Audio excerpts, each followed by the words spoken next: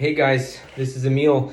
So I just wanted to tell you a little bit about our philosophy on how we develop software. We don't use Scrum, we don't use Agile, we don't use any of these cool four-letter abbreviations for developing software. We use our own philosophy and we call it seasons. And so here's the philosophy behind it.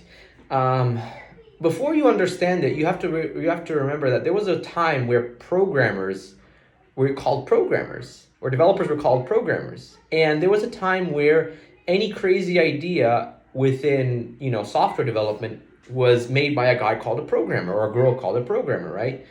And so what's interesting about this phenomenon, I would say, really is things have changed. Nowadays, it's business analysts, product managers, and there's so many things between an idea and a programmer that get involved that doesn't allow it to be executed.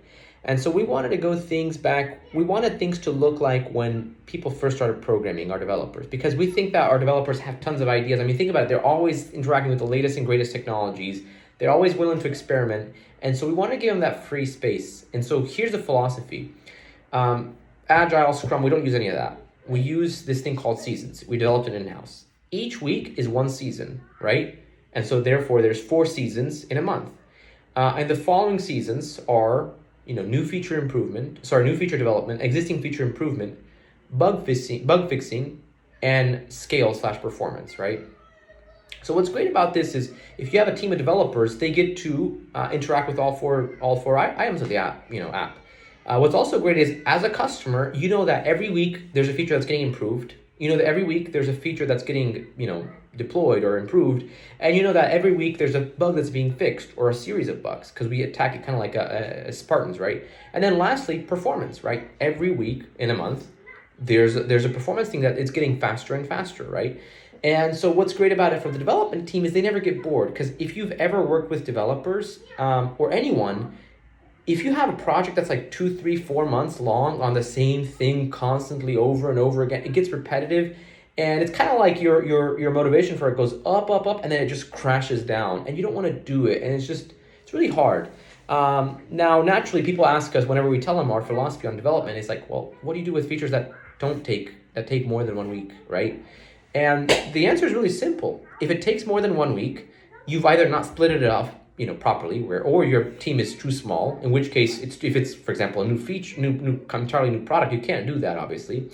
But what you can do is you can split it up into chunks and do it, next month, right? Or you can take an extended season, what we call. In which case, we'll do 2 seasons, right? So we'll say, hey, you know what, guys? We'll do this for the next 2 weeks, and then we're going back onto our season. And so, yes, we're able to sometimes break a rule or two. I mean, because technically it's not 4 seasons in it. But I look at it just like the weather, right? It's a snowstorm. We're locked up in our house. We have hot cocoa, and that's what we're doing, right? But those snowstorms sometimes are nice, right? They're part of the weather when we accept it. And so we look at our seasons philosophy the same way. This allows us to develop a lot of features, get bugs fixed out, and whatnot. And it also doesn't bog down developers, and it doesn't also create these huge lists that never get done. Instead, we call sniper focus on it, and we're able to get a lot of stuff done in such a short amount of time. And so that's our philosophy.